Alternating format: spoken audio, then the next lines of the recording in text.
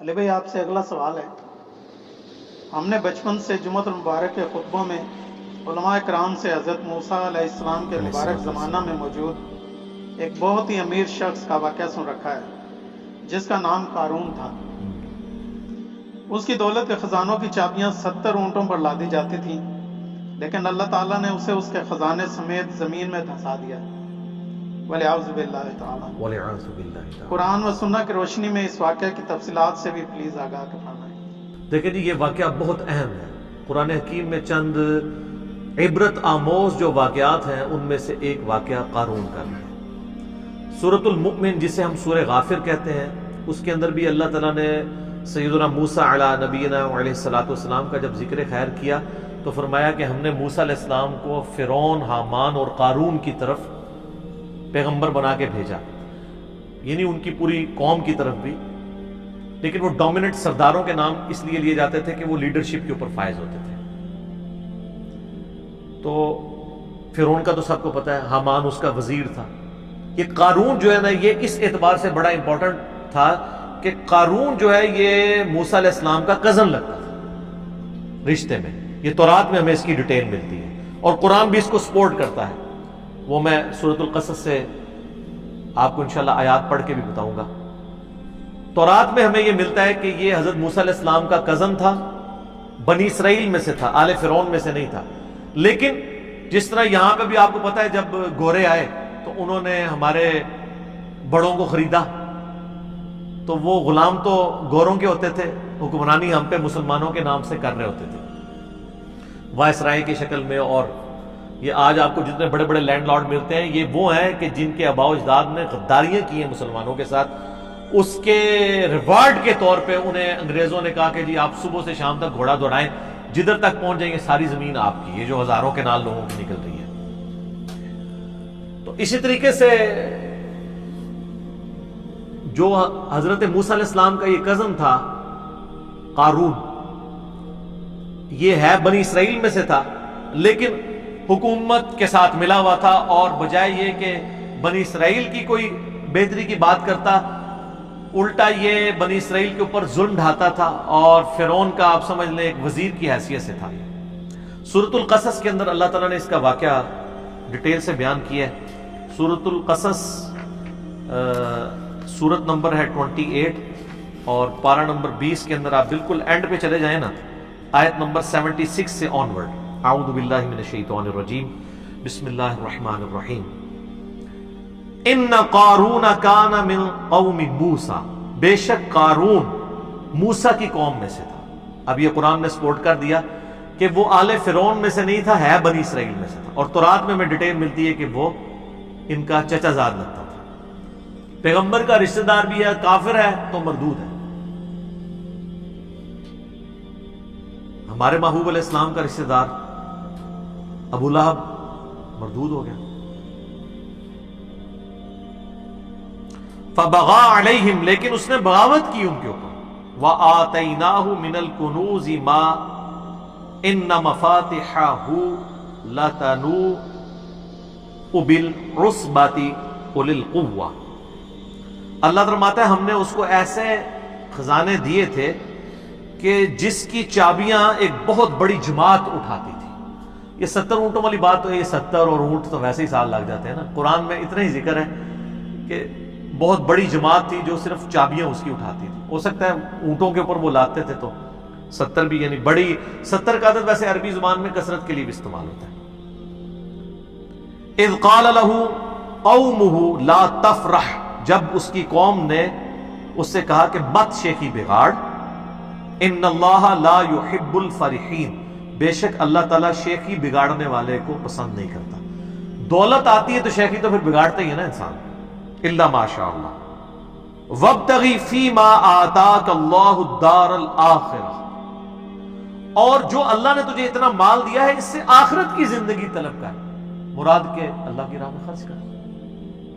جو بخاری مسلم میں حدیث ہے کہ انسان کہتا ہے میرا مال میرا مال میرا مال، حالانکہ تیرا مال تو وہ ہے جو تو نے کھا کے ختم کر لیا یا پہن کر بوسیدہ کر لیا، باقی تو تیرے ورثاء کا مال ہے.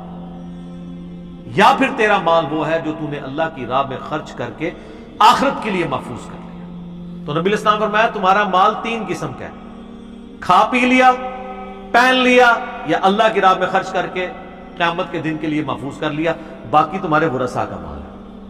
ایک اور حدیث ہے بخاری و مسلم میں، نبی صلی اللہ علیہ وآلہ وسلم نے فرمایا انسان کے 3 دوست ہیں، 2 دنیا میں رہ جاتے ہیں، صرف ایک ہی قبر میں جاتا ہے، اس کا مال اور اس کے رشتہ دار وہ قبر سے باہر رہتے ہیں، اس کے اعمال ساتھ قبر میں جاتے ہیں۔ تو اعمال میں ظاہر ہے جو مال اس نے خرچ کیا ہوگا وہ ساتھ قبر میں جائے گا، باقی مال باہر رہ جائے گا۔ ایک اور حدیث ہے بخاری و مسلم میں، نبی صلی اللہ علیہ وآلہ وسلم نے فرمایا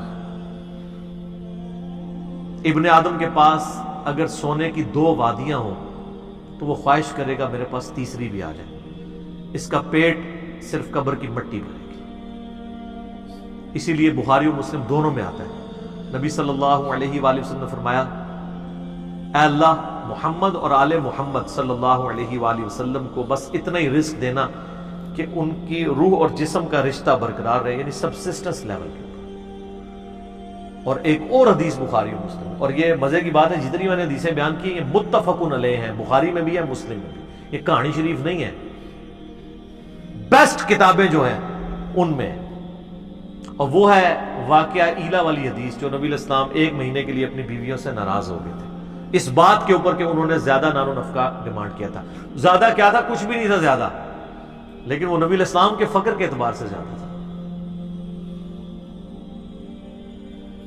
تو سورۃ الاحزاب کی آیات نازل ہوئی کہ اپنی بیویوں کو اختیار دیں کہ میں تمہیں مال دے کے چھوڑ دیتا ہوں، اور اگر تم اللہ اور اس کا رسول اور آخرت کا گھر چاہتی ہو پھر اسی غربت میں نبی علیہ السلام کے ساتھ گزارا کرنا ہے۔ پھر حضور نے ایک بیوی کو آ کے آفر دی، سب نے اللہ اور اس کے رسول کو چوز کیا، الحمدللہ۔ تو اس حدیث میں آتا ہے وہ جو نبی علیہ السلام 1 مہینے تک ناراض ہو کے اپنی بیویوں سے چھت پہ چلے گئے، تو حضرت عمر فاروق جب ملنے کے لیے گئے تو نبی علیہ السلام ایک چٹائی پہ لیٹے ہوئے تھے، آپ کے اوپر کرتا بھی نہیں تھا، صرف تہمت باندھی ہوئی تھی۔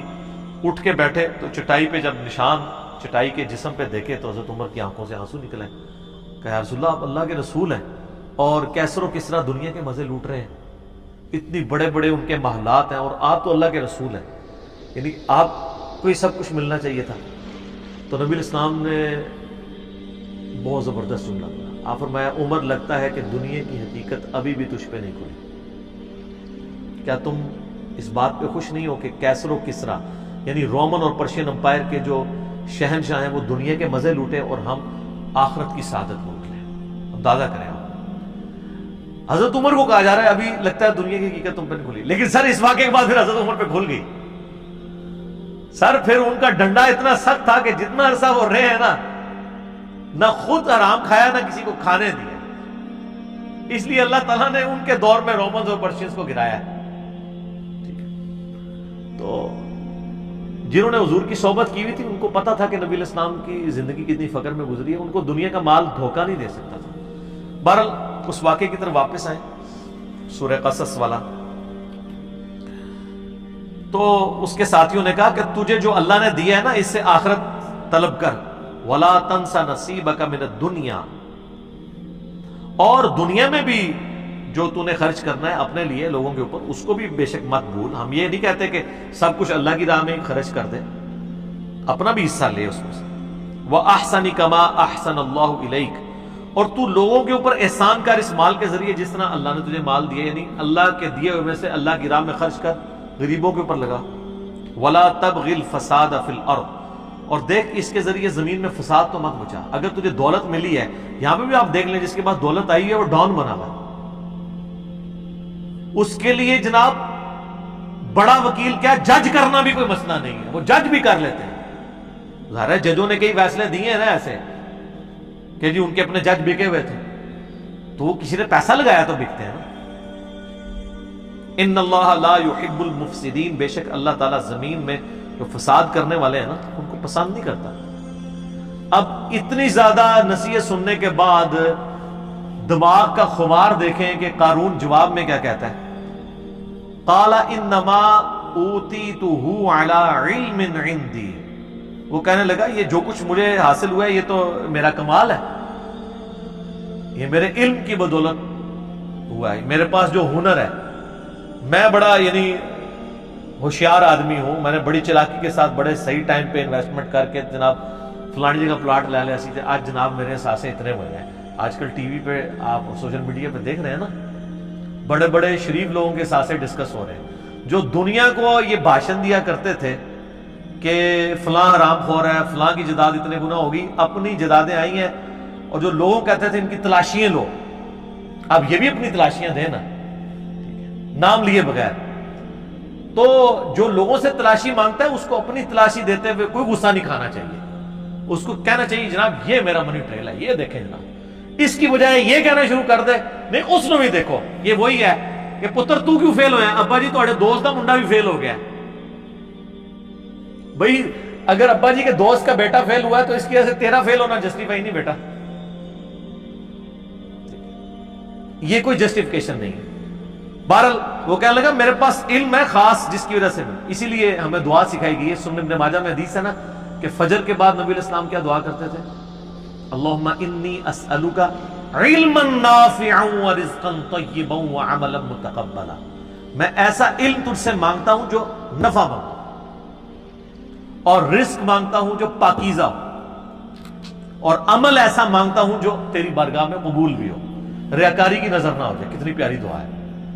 علم نفع والا, نقصان والا نہ. علم دین بھی نقصان بن سکتا ہے اگر آپ اس کو بیچنا شروع کر دیں, اور عمل بھی, نیک عمل بھی آپ کے لیے نقصان کا باعث بن سکتا ہے اگر اس کے اندر ریاکاری آ گئی, دکھلاوا آ گیا. یہ تو پھر لادہ سے ایک ٹاپک ہے. اللہ تعالیٰ ماتا ہے اولم یعلم ان اللہ قد اہلک من قبلہ من القرون, کیا قارون نے یہ نہیں دیکھا تھا کہ بے شک اللہ تعالیٰ نے اس سے پہلے بھی کئی قومیں ہلاک کر دی. من ہوا اشد منہ قوۃ واکثر جمعا, جو اپنی قوت اور مال جمع کرنے کے اعتبار سے قارون سے بھی زیادہ مال تھا ان کے پاس. اللہ تو وہ ہے جس نے ان کو بھی ہلاک کر دیا تھا, تو یہ قارون کو اپنے جو مال کے اوپر اتنا بڑا زوم ہے, یہ کس بنیاد پہ تھا؟ وَلَا يُسْأَلُ عَنْ ذُنُوبِهِمُ الْمُجْرِمُونَ, اور جو مجرم ہیں ان سے ان کے گناہوں کے بارے میں نہیں پوچھا جائے گا. یہ نہیں پوچھا جائے گا, یہ لٹریچر کی زبان میں بات ہو رہی ہے کہ اللہ تعالیٰ کو پوچھنے کی ضرورت نہیں ہے, اس کو پتا ہے کہ انہوں نے کیا کرتوت کی ہیں. یعنی جب عذاب آئے گا تو پھر نہیں پوچھا جائے گا کہ حضرت صاحب کون عذاب لے آئیے توڑے, بغیر پوچھے اٹھا کے تو اللہ تعالیٰ ان کو تباہ و برباد کر دے گا. اور یہی قارون کے ساتھ ہوا ہے. جناب سنیں, یہ بھی ڈراپ سین آ رہا ہے اس کا. فخرج علی قومہ فی زینتہ, تو ایک دن وہ بڑی زینت کے ساتھ, آج کے دور میں آپ کہہ لیں کہ جی بڑی مہنگی گاڑی کے اندر بڑے مہنگی گھڑی پہنے ہوئے اور بڑے مہنگے جوتے اور کپڑے پہنے ہوئے نکلا. قال الذین یریدون الحیات الدنیا, تو وہ لوگ جو دنیا کی زندگی کے طلبگار تھے وہ کہنے لگے یا لیت لنا مثل ما اوتی قارون, کاش ہمیں بھی اتنا مال ملتا جو اللہ نے قارون کو دیا. یہاں پہ بھی آپ دیکھ لیں نا, کسی کی فلم بھی کامیاب ہونا وہ کہتا ہے اللہ کا فضل ہے. جس نے حرام خوری سے بہت زیادہ پلاٹ بنا لیا وہ بھی کہتا ہے کہ اللہ کا فضل ہے, تھوڑے سے مال میں اللہ نے برکت دی ہے, میں تو کچھ بھی نہیں سا, وہ فضل ہے. تو ڈیپ کرو تو تو پتہ لگے نہیں کتنے کتنے کام پائے ہیں, اتنے تک پہنچنے سے. بعض لوگ ناراض ہوئے ہیں. میں نے یہ جو دعویٰ کیا تھا نا کہ جو بھی ارب پتی ہے نا میرے بھائی, کہیں نہ کہیں اس نے ڈنڈی ماری ہے. رزق, حلال رزق کے اوپر کوئی شخص اتنا اوپر نہیں کبھی جا سکتا, کہیں نہ کہیں اس نے کمپرومائز کیا ہے اصولوں کے. تو اس کے نا جواب میں کئی لوگوں نے نیچے کومنٹس کیے کہ علی بھائی اس کا مطلب ہے آپ یہ کہہ رہے ہیں کہ حضرت عثمان نے بھی کیا ہے. یہ یار بات کر رہے ہیں تو آٹے بابیاں دی, تسی پہنچ گئے ہو خلفائے راشدین ہوتے ہیں, ٹھیک ہے, ہم تو آپ کی بات کر رہے ہیں. ان کی تو سند نازل ہوئی ہے قرآن و سنت میں, اور دوسرا ان کے پاس وہ مال نہیں تھا جو آپ کے پاس مال ہے. خلفائے راشدین کا تو سارا مال جمع کریں تو ایک ایک پراپرٹی ڈیلر کے پاس تو زیادہ مال موجود ہے. تو ان کی مثال آپ لوگ کیوں دیتے ہیں؟ آپ اپنی بات کریں کہ آپ نے کہیں نہ کہیں جو ہے وہ لوگوں سے ناجائز زمینیں ہتھیا کے اپنے مال کو ڈبل کیا ہے, کہیں پہ سودی قرضے لیے ہیں, کہیں بدماشی سے ہتھیایا, کہیں پہ فائلوں کو پہیے لگائے ہیں. تو خود بول کے لوگ کہتے ہیں. تو کہنے لگے کاش جو قارون کو دیا گیا نا اس طرح کا فضل ہمارے پہ بھی ہوتا. انہو لذو حظ عظیم, یہ تو بڑا قسمت کا دھنی ہے, اللہ نے اس کو اتنا دیا, اللہ نے دیتا ہے جی. تو ہم تکلیف ہے, سانو نہیں تکلیف, جہدے کول ہے نا انہوں ہی تکلیف کٹنی پڑی آخرت وچ. وقال الذین اوتوا العلم، اللہ تعالیٰ فرماتا ہے جو علم والے تھے نا، یہاں اب آپ کو پتہ چلا ہے کہ دولت کے اوپر لگام علم کی ہونا پھر انسان صحیح رہتا ہے۔ اللہ تعالیٰ فرماتا ہے جن کو اللہ نے علم دیا تھا نا، جب انہوں نے ان کی یہ بات سنی نا کہ یہ بڑا خوش نصیب، انہوں نے کہا وَيْلَكُمْ ثواب اللہ خیر لمن آمن وعمل صالحا، ان کا تمہاری خرابی ہو، اللہ کے حضور جو اجر ہے وہ اس سے بہتر ہے ان لوگوں کے لیے جو ایمان لائے اور نیک اعمال کیے۔ وَلَا يُلَقَّاهَا إِلَّا الصَّابِرُونَ، لیکن اس کو وہی لوگ حاصل کر پائیں گے جو صبر کرنے والے۔ ایک یہ معنی ہے، اور دوسرا معنی یہ ہے کہ اس حقیقت تک وہ لوگ پہنچیں گے، اس علمی حقیقت تک کہ یار اصل زندگی تو آخرت کی زندگی ہے جو صبر کرنے والے۔ دونوں معنی بیک وقت درست ہیں۔ دنیا تو ساری صبر پہ چل رہی ہے، پورے کا پورا دین، پوری کی پوری زندگی صبر ہے۔ تین چیزوں پہ آپ نے صبر کرنا ہے۔ اللہ کی طرف سے شریعت کی پابندی جو ہے نا اس پہ صبر کرنا ہے۔ فجر کے وقت اٹھنا، سردیوں میں غسل کرنا، گرمیوں کے روزے رکھنا، صبر کرنا پڑے۔ دوسرا صبر ہے حرام خوری سے بچنا، حرام کاموں سے بچنا، نگاہوں کی حفاظت کرنے کے لیے آپ کو حرام سے بچنے کے لیے صبر کرنا پڑے گا، اپنے نفس پہ جبر کرنا پڑے گا، رزق کے حرام سے بچنے کے لیے صبر کرنا پڑے گا۔ اور تیسرا صبر ہے اللہ کی طرف سے آئی ہوئی تکلیف کے اوپر صبر کرنا، وہ تو سب سے مشکل کام ہے۔ ظاہر ہے کہ رزق حلال میں پھر آپ عیاشی کی زندگی نہیں گزاریں گے، دو میں جانی مٹھے باؤ، انج نہیں ہوئے گا۔